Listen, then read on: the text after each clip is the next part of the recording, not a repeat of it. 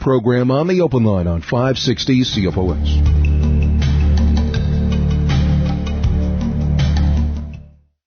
The story behind the story. Back to the Open Line on 560 CFOS. Phone lines are all filled up at the moment. However, we'll try to get through our callers quickly so you can talk to the NDP candidate in Bruce Grey Owen Sound. David McLaren is our guest on the Open Line this morning. John, thanks for your patience. What's your question? Good morning, Manny, and good morning, David. Morning, John. I'm just going to dump about 3 areas of concern briefly on you, and you can make notes and respond as you wish. Number one on the list is your party's approach towards how we do or don't combat this threat on the other side of the world called ISIS or ISIL. Yeah. And I'm concerned about your party's position at the moment. I think that we may someday have a battle on our hands in the Arctic lands, and we may need our allies. And if we, in part, walk away now, what then? Secondary of concern, I'd like some personal comments from you on your leader.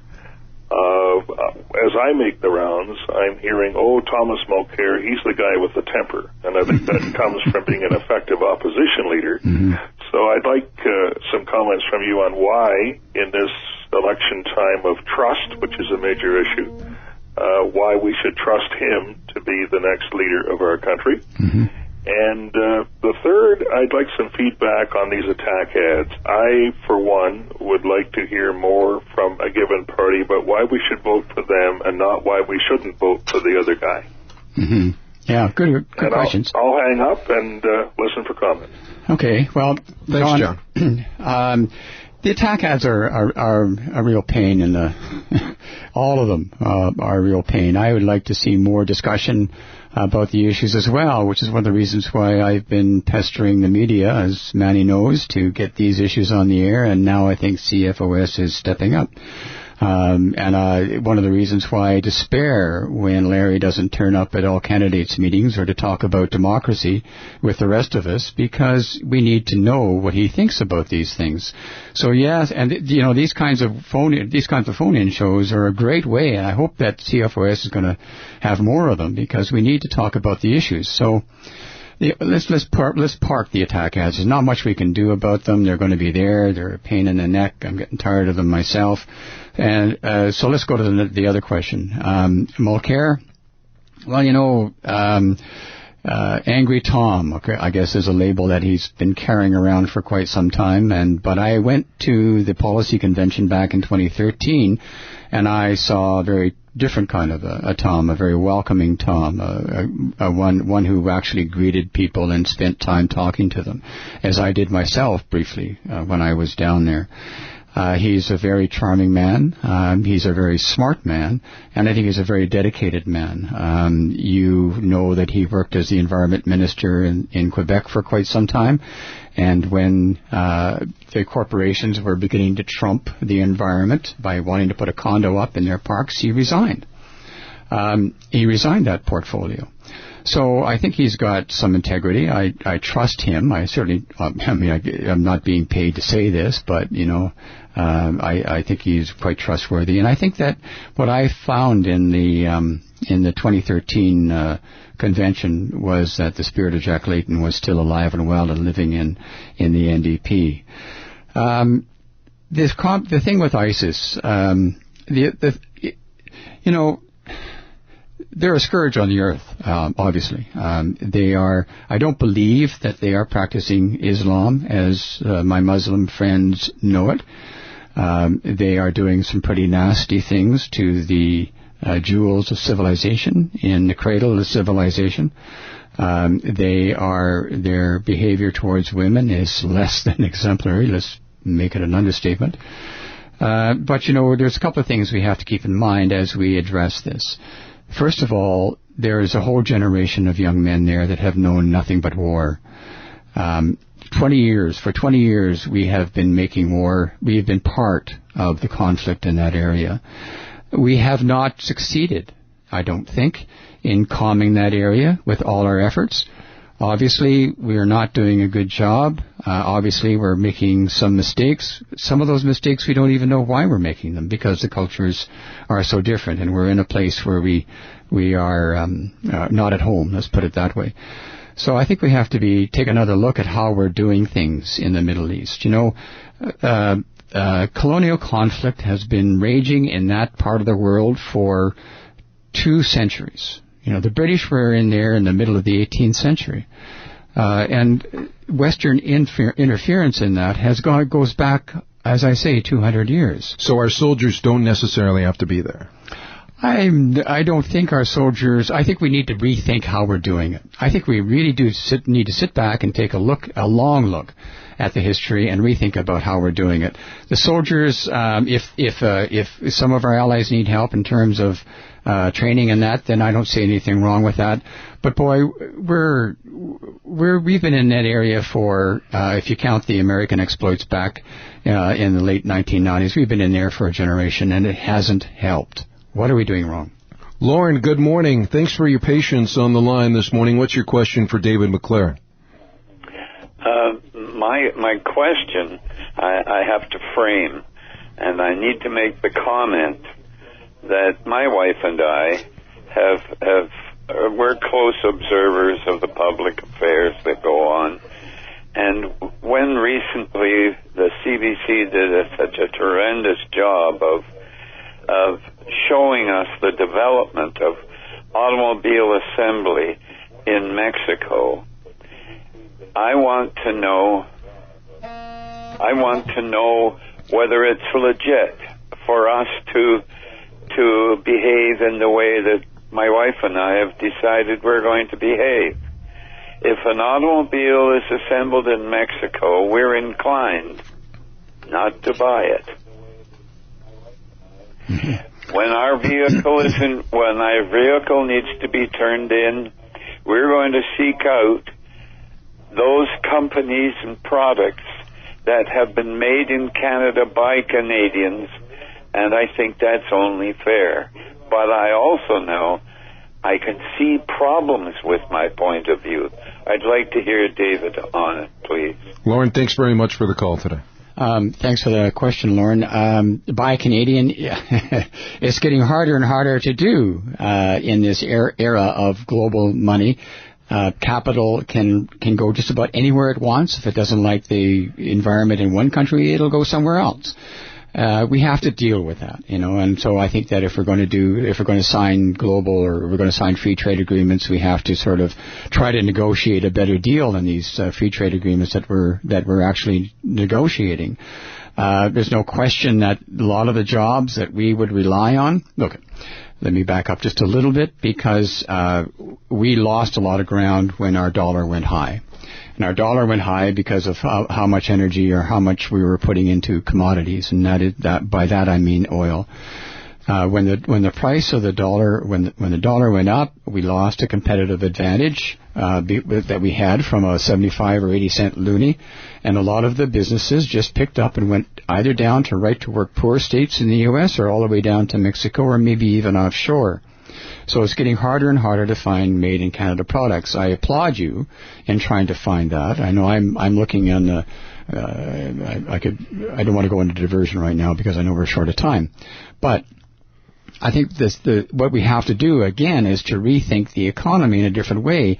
And I think that we're on the right track if we start looking at innovation in terms of driving an economy locally. If you look at Caframo, for example, up in Wyerton, they make these tremendous heat convection fans that you can sit on the stovetop, and now they're into convection that a little tea candle will light up a lamp.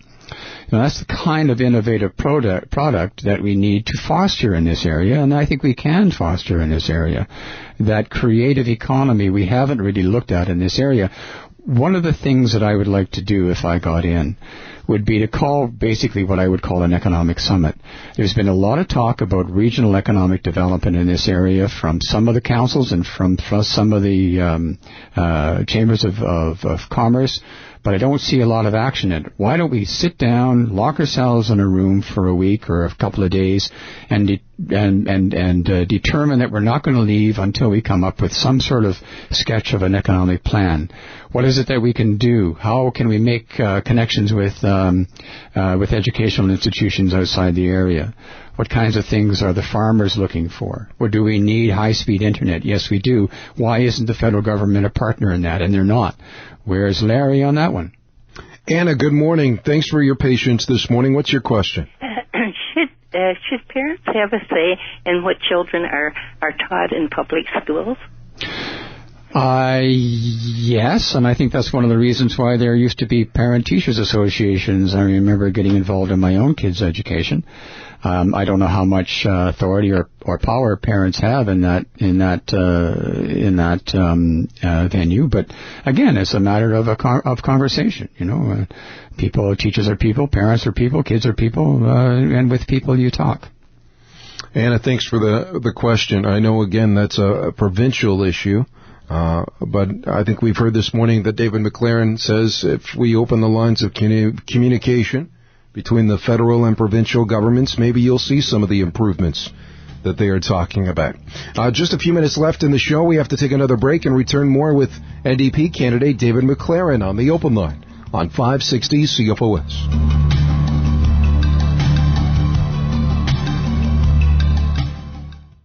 The story behind the story. Back to the open line on 560 CFOS. Where we have a few minutes left in the show with the NDP candidate in Bruce Grey Owen Sound, David McLaren, is part of our commitment to make sure you are educated in this federal election campaign. Lots of calls, lots of issues already discussed today, David. On this show before, we've heard callers talk about the Canada Pension Plan and how they're not getting enough from the pension plan. Would an NDP government increase the contribution levels? I think that we would. Ontario is I think properly worried that the CPP is not adequate and that people will end up being retired without enough money to live on. We have eradicated, between the CPP, the OAS, and the Guaranteed Income Supplement, we have managed to eradicate poverty in the elderly in this country. There's no reason why we should go back to that, especially as a good chunk of the population is entering retirement. To see the Prime Minister's scoff at Ontario's plan to increase the CPP or have its own plan is not the way we should be doing government. This is a federation. Confederation, in fact. It's a federation of people together, of provinces and federal government working together. We can no longer afford, literally, we can no longer afford provinces sniping at one another or the government creating enemies where enemies don't exist. So let's get together with the provinces, figure out a plan that will work in the future, and get on with it. Your boss, your party leader, is in BC, and he's going to talk about the universal child care plan today. Mm-hmm. I think that's a big part of the party's platform in this election, Kevin. It is, and I think it's about time. As I said earlier in the program, there are three pillars in which successful societies rest, and one of them is true universal child care, not universal child care payments. Even the enhanced child care benefit that the Tories rolled out does not pay for child care. And the fact that they're rolling it out to people who don't really need it is, I think, a total waste of money. Now, if you look at the data, again, if you look at the evidence around some of these programs, you find that child care, those who come from poor backgrounds, their ability to earn money is enhanced by about 150%. So every dollar that they would normally earn, they would earn with childcare, just childcare alone, at least $1.50, if not more. So there's no question that the childcare, universal childcare program has real benefits for society. We need people who can have increased earning power. We can no longer get away with so many people on minimum wage. Minimum wage, as it's set now, even at $11 or $12 an hour, is essentially a starvation wage. People have to rely on the public purse in order to get by. So if the child care benefit, or if the universal child care program fixes that or helps to fix that, then we should be going for it. And besides, one of the things that the NDP plan will do is to create jobs, fairly well-paying, educated jobs. And in a time when we need those kinds of jobs. How are you going to pay for all this, though? I know we only have a minute here, so it's not fair for me to ask you the question, but some people are thinking you're going to raise taxes. An NDP government would raise taxes. Yeah, tax and spend. That's what the federal government says is a risky business. But if you look at some of the things that we've already talked about today, that's risky. Leaving people in poverty is risky. Not paying the healthcare system, giving the healthcare system enough money, that's risky. How we'll pay for that? Well, I think that there's going to be a lot of revenue come in from raising corporate taxes.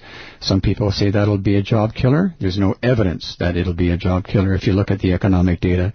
We now have the lowest corporate tax rate in the G7. Mr. Martin cut corporate taxes by $100 billion when he was around. And it has not produced the kinds of economic benefits or jobs that they said it would. So it's time to, after a generation of generous tax cuts to corporations, it's time to think about doing the economy in a different way. How can people get in touch with you, David? They can get in touch with me either direct Twitter or direct tweet to @J, as in John, David McLaren. That's McLaren. They can send me an email at my NDP account at david.mclaren@ndp.ca. Those are the best ways to get in touch with me. And you'll see David, I'm sure, on the streets. Thank you for coming in today and helping to inform the public. You're welcome. I hope we do this again and do it often. I think we'll get another opportunity to do that. Next on our list will be Chris Albinati, the Green Party candidate in Bruce Grey Owen Sound. And stay tuned for more information on upcoming open line shows as we educate you, the voter, in this federal election campaign. Thanks to all those who called in and listened. Thanks to Steve Ritchie. My name is Manny Pafo. Have a great day. The news is coming up.